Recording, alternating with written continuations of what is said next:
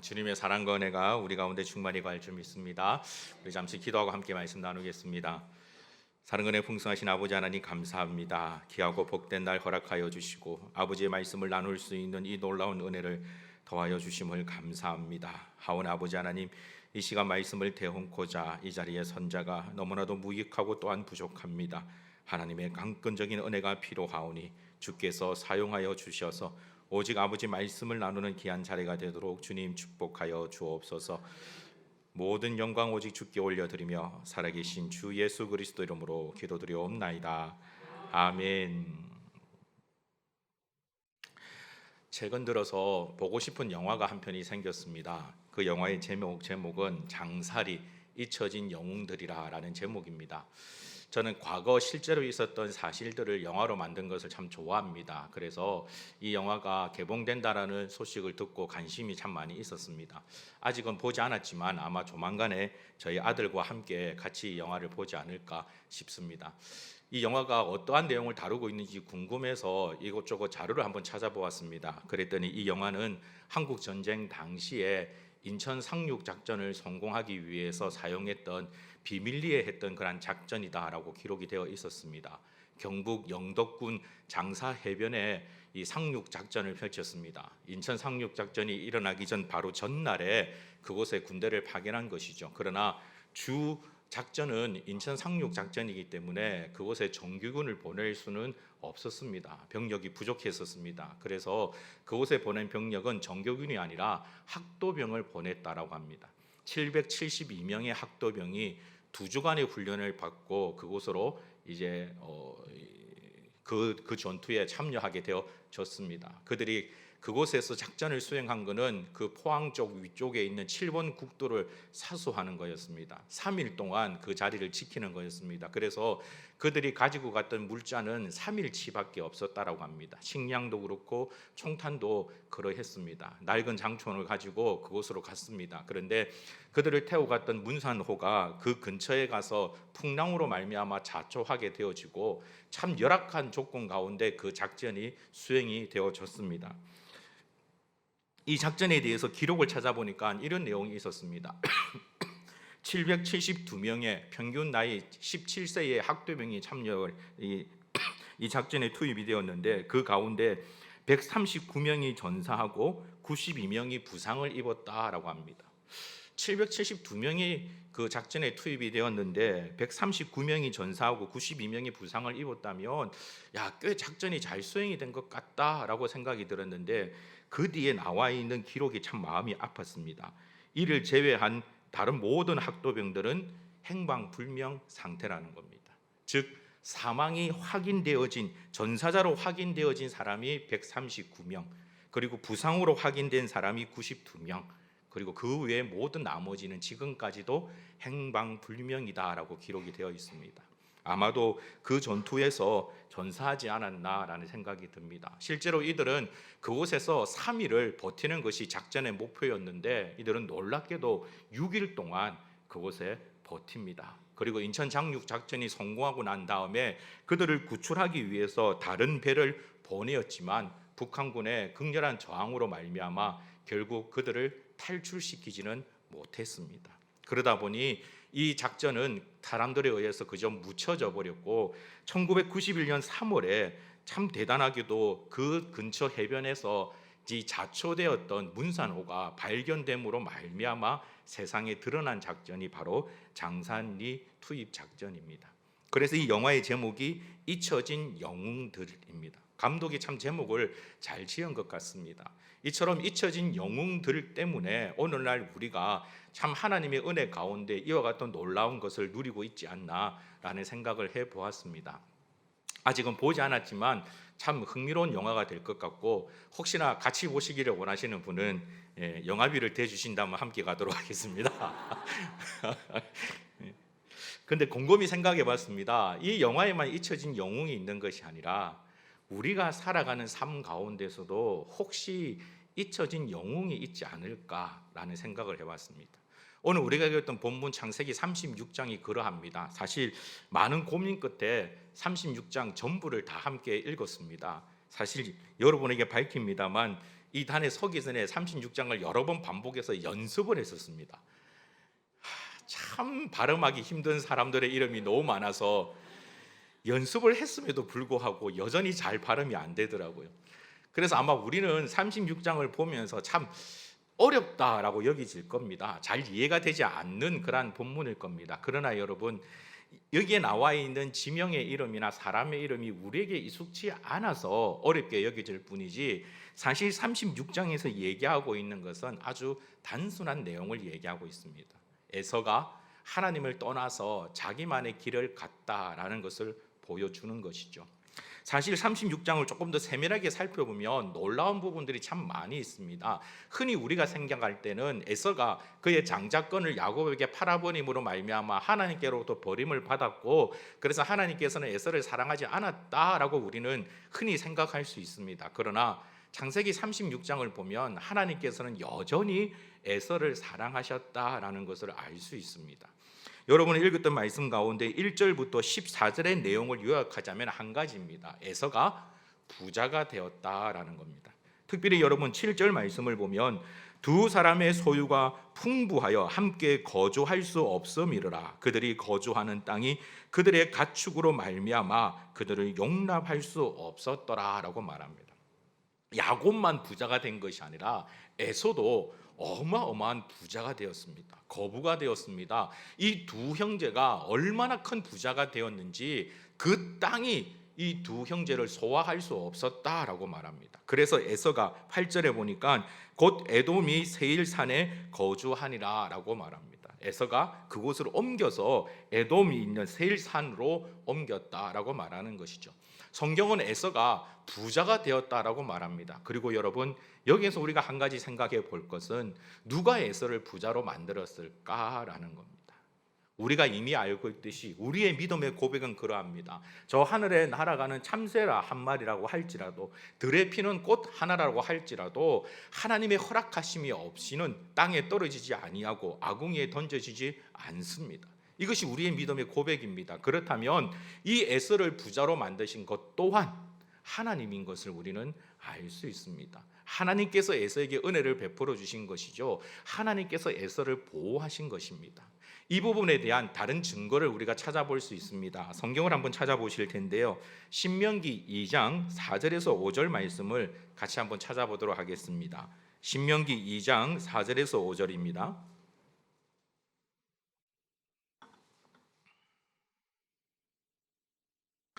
신명기 2장 4절에서 5절 말씀, 우리 찾으신 줄 알고 함께 한 목소리로 합독하도록 하겠습니다.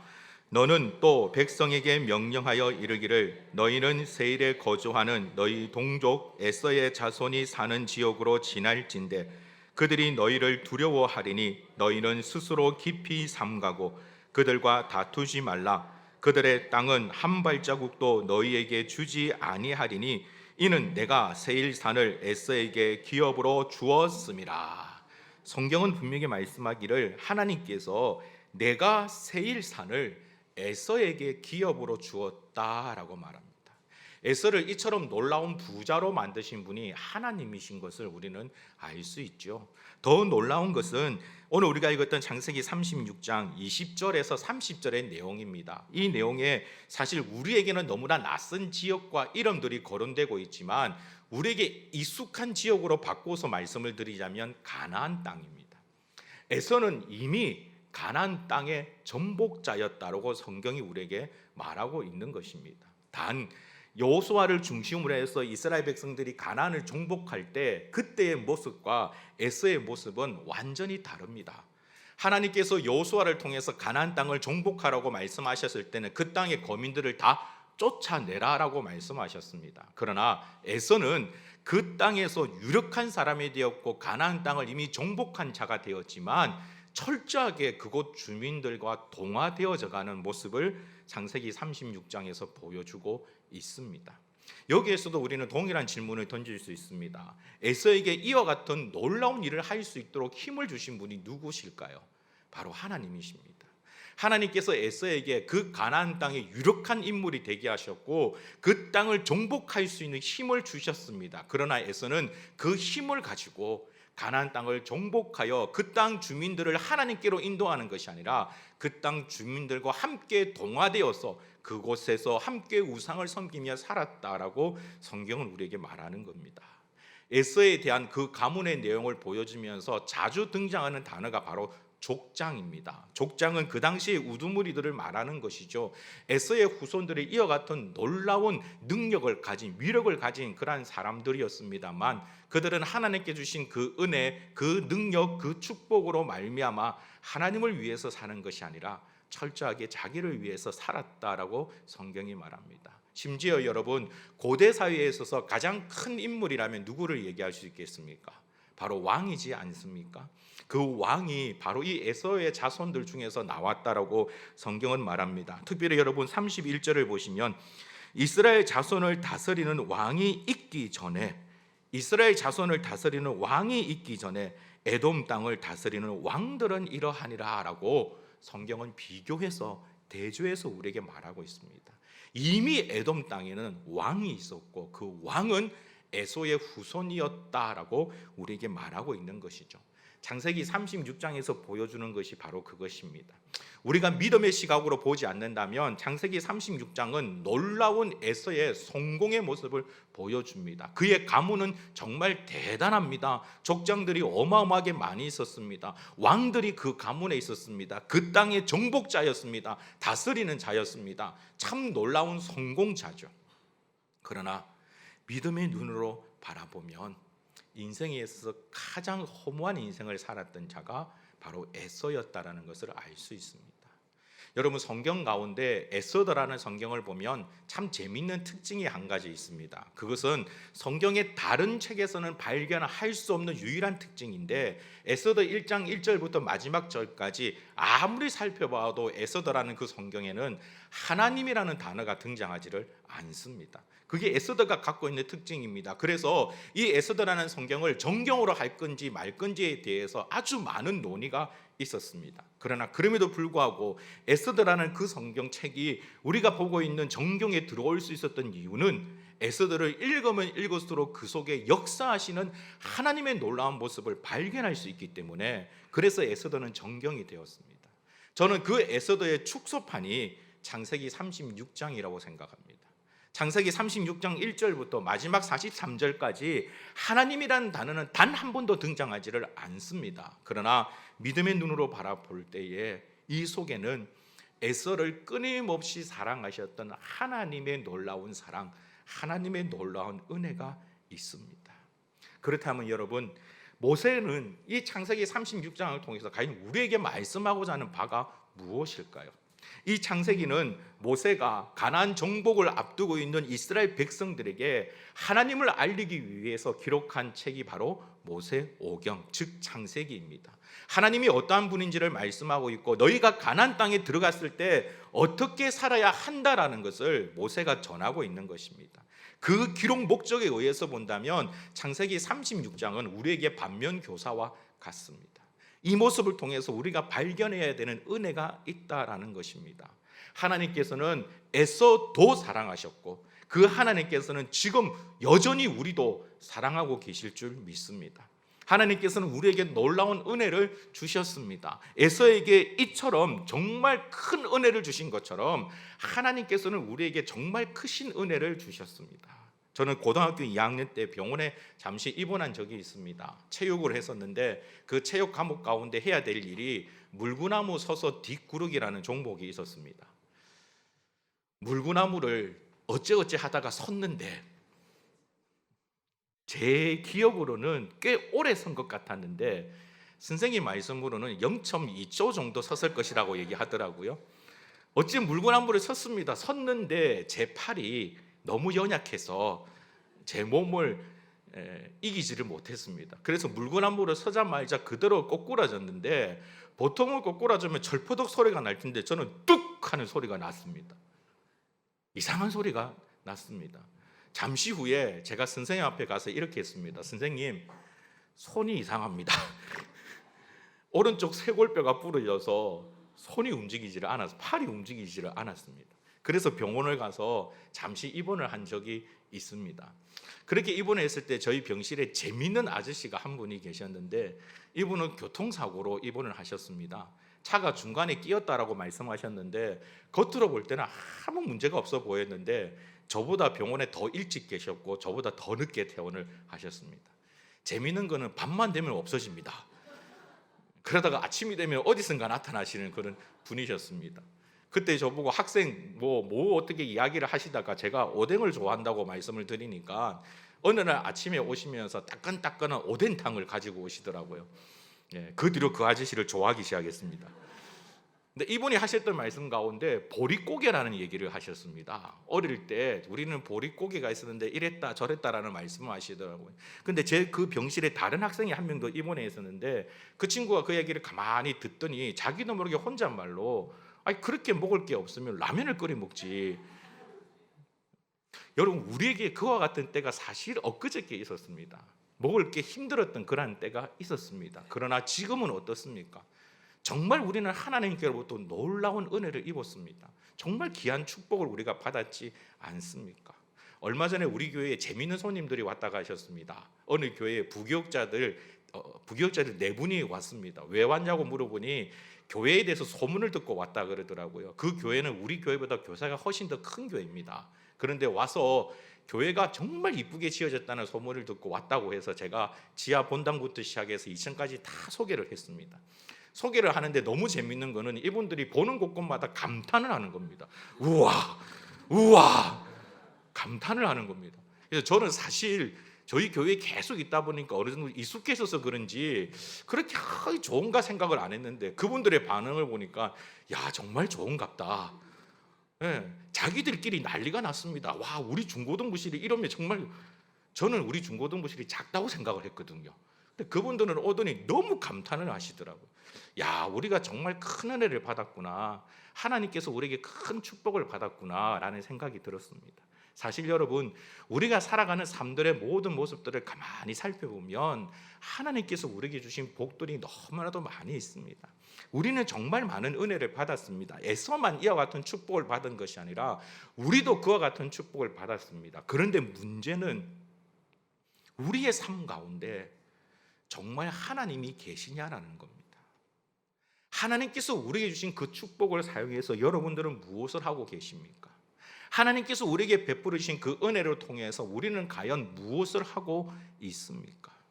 모세가 이 창세기 36장을 통해서 에서의 모습을 통해서 이스라엘 백성들에게 던지는 메시지가 바로 그것입니다. 너희들이 가나안 땅으로 들어가면 하나님께서 반드시 복을 주실 것이다. 반드시 은혜를 주실 것이다. 너희들을 강력하게 만들 것이고 부유하게 만들 것이고 그 땅의 정복자가 되게 만들 것이다. 그럼 그 은혜를 사용해서 그 은혜를 통해서 우리는 하나님을 위해서 살아야 한다. 하나님 앞에 나아가야 된다라고 말하고 있는 겁니다. 사랑하는 성도 여러분, 우리의 삶은 과연 어떠합니까? 목사님, 우리가 하나님을 위해서 살기 때문에 지금 이 자리에도, 이 오예배 이 자리에도 나와서 하나님 앞에 예배드리고 있지 않습니까? 그런데 여러분, 정말 그렇습니까? 참말입니까? 오늘 이 말씀의 1차 대상들도 이스라엘 백성들이었습니다. 하나님을 섬기는 자였습니다. 하나님만 바라보는 자들이었습니다. 그런 이스라엘 백성들을 향해서 모세는 이 에서의 모습을 통해서 다시 한 번 더 경고하고 있습니다. 너희들 정말 하나님을 위해서 살아가고 있느냐?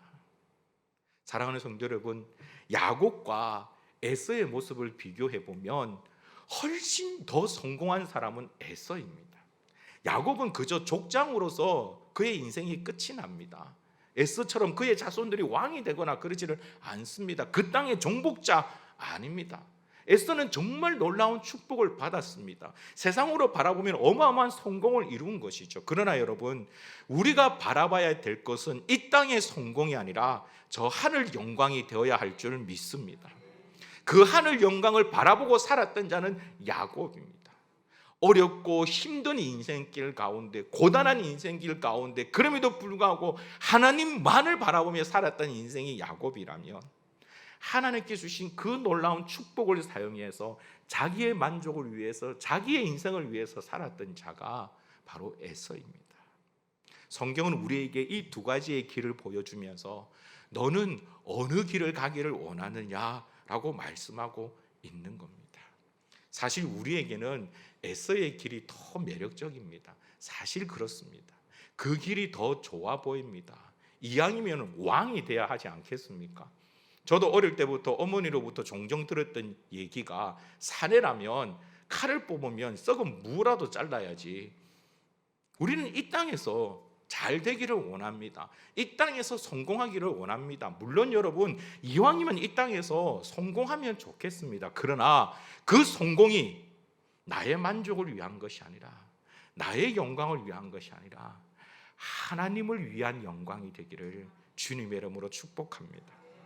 우리 미라 교회의 성도들이 이러한 모델이 될 수 있기를 주의 이름으로 축복합니다. 많은 자들에게 이 땅에서 하나님의 방법으로 나아가도 이 땅에서 성공할 수 있고, 이 땅에서 많은 사람들의 존경받는 자가 될 수 있고, 이 땅에서 하나님의 말씀대로 정복하며 다스리는 자가 될 수 있다라는 증거가 저와 여러분이 되기를 간절히 소망합니다. 에서의 길이 되어서는 안 됩니다. 나에게 주신 그 힘으로, 나에게 주신 그 능력으로 에서의 길을 걸어서는 안 됩니다. 그 길은 이 땅에서 참 보암직하고 먹음직하고 지혜롭게 할 만큼 탐스러운 길일 겁니다. 그러나 마지막 서는 그 순간에, 우리의 인생에서는 마지막 그 순간에 정말 비참한 인생이 되고 말 겁니다. 사랑하는 성도 여러분, 진실로 하나님 앞에서 지혜로운 자들이 되길 주의 이름으로 축복합니다. 오늘 우리가 읽었던 성경 마지막 43절에는 이런 말씀이 있습니다. 막디엘의 족장 이람 족장이라, 이들은 그 구역과 거처를 따른 에돔 족장들이며 에돔 족속의 조상은 에서더라라고 말합니다. 에서에 대한 그들의 후손에 대해서 얘기하고 있죠. 그런데 여러분, 역사적으로 이 에돔이라는 족속이 이미 사라져버린 것을 알고 계십니까? AD 70년 예루살렘이 멸망할 때, 그때 이후로 에돔의 역사는 끊어졌습니다. 역사에서 사라져버렸습니다. 그러나 여전히 이스라엘 백성은 남아있습니다. 여전히 믿는 자들은 남아있습니다.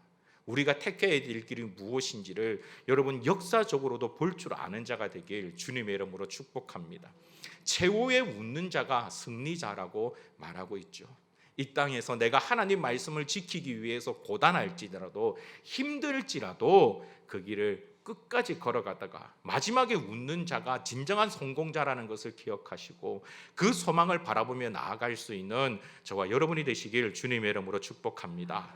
창세기 36장에서 우리에게 말씀하고 있는 것은 이겁니다. 하나님께서는 에서도 사랑하셨습니다. 하나님께서는 우리도 사랑하십니다. 하나님께서는 지금도 끊임없이 우리에게 놀라운 은혜를 더하여 주실 것입니다. 그럼 그 은혜를 사용해서 무엇을 하겠느냐라고 우리에게 묻습니다. 여러분, 어떤 답을 하나님께 드리겠습니까? 우리 마지막으로 성경을 한 절만 더 찾아보고 오늘 말씀을 정리하고자 합니다. 에스더 4장 14절 말씀입니다.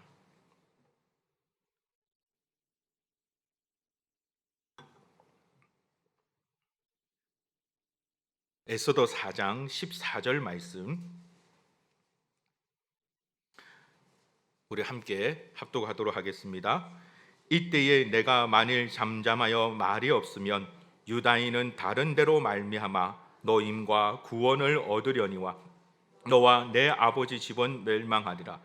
내가 왕후의 자리를 얻은 것이 이때를 위함이 아닌지 누가 알겠느냐 하니. 모르드게가 에스더 왕후에게 한 말입니다. 삼촌, 왕이 나를 더 이상 부르지 않습니다. 왕 앞에 나아가지 못한 지 한 달이 넘었습니다. 왕이 부르지 않으면 나가지 못한다는 걸 이미 알지 않습니까? 라고 갈 수 없다라고 얘기하는 그 에스더 왕후에게 모르드게가 한 말이, 내가 왕후의 자리를 얻은 것이 이때를 위함이 아닌지 누가 알겠느냐. 이 모르드게의 외침에 에스더 왕후는 반응합니다. 그는 죽으면 죽으리라는 각오로 왕 앞에 나아가고 이스라엘 백성 유대인들을 구원하는 놀라운 일들을 이루어냅니다. 사랑하는 성도 여러분, 이 말씀을 조금 바꾸어서 오늘 우리에게 어쩌면 하나님께서 이렇게 말씀하시는지도 모르겠습니다. 내가 이곳에 미랄 교회를 세운 것이 이때를 위함이 아니겠느냐. 이 자리에 하나님의 은혜를 더하여 주신 것이, 우리에게 건강을 허락해 주신 것이, 우리에게 물질을 허락해 주신 것이, 우리에게 지혜와 능력을 허락해 주신 것이 이때를 위함이 아닌지 누가 알겠느냐. 우리가 이 하나님의 말씀에 하나님께서 기뻐하시는 반응, 그 답을 내어놓는다면 우리는 지금도 살아 역사하시는 여호와 하나님을 경험하시게 될 것입니다. 이 성경에만 기록되어 있는 하나님이 아니라 실제로 살아가는 우리 삶 가운데 여전히 살아 역사하시는 여호와 하나님, 그 하나님을 날마다 경험하는 귀하고 복된 성도가 되시길 주님의 이름으로 축복합니다. 우리 시간 다 같이 말씀을 생각하시며 함께 하나님 앞에 기도하기를 소망합니다. 아버지